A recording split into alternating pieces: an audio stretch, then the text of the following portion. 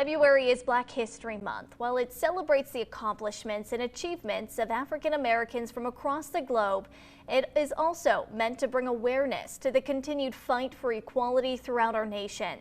History of racial injustice is unfortunately found in every corner of America.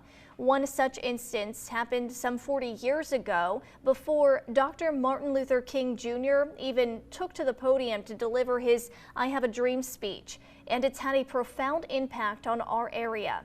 Here's Alyssa Royster. 100 years ago this year, Johnstown's Rosedale banishment made headlines around the world. It was a move by the city's mayor in September 1923, after a black man killed 4 police officers in a shootout. Up for re-election, he took advantage of the outrage many white residents harbored over the incident. And he decided that any black or brown people that have been in the city for less than 7 years were to be banished from Johnstown. And more than 2,000 African Americans and Mexican Americans left town. And it impacted the community of black folks you have here today.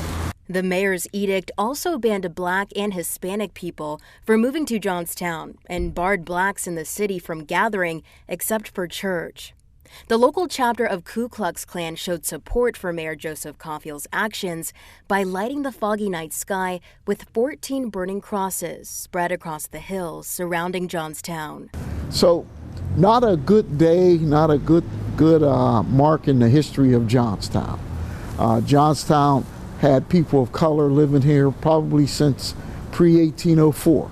The banishment stripped the city of a third of its black population. Settling in an area near the Rosedale Coke plant, the black population lived on Johnstown's fringes in squalid, often dangerous and violent conditions. So what ended up happening was the entire black community was blamed for the actions of one criminal within it. Author Cody McDevitt published Banished in Johnstown, Racist Backlash in Pennsylvania in 2020, telling the story that was mostly unknown. He points out that thanks to a local newspaper and Pittsburgh's black press, the story made headlines around the world.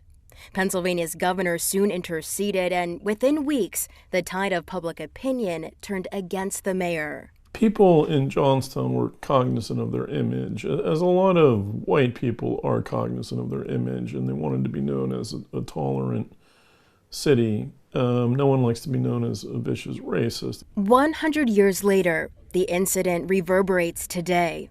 Because future wealth left the city with these folks, as well as future business owners left the city. Consequences that play an undeniable role in the state of the city a century later. And had they come to Johnstown, who knows what kind of economic growth we would have had, and also what kind of cultural growth would we have had.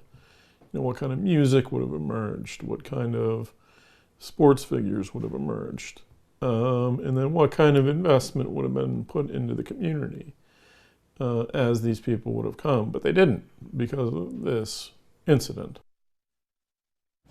That was our Alyssa Royster reporting. A historical marker is planned for the area of the Rosedale settlement near the Hingston Run Trail, with ceremonies to remember the event planned for later this year.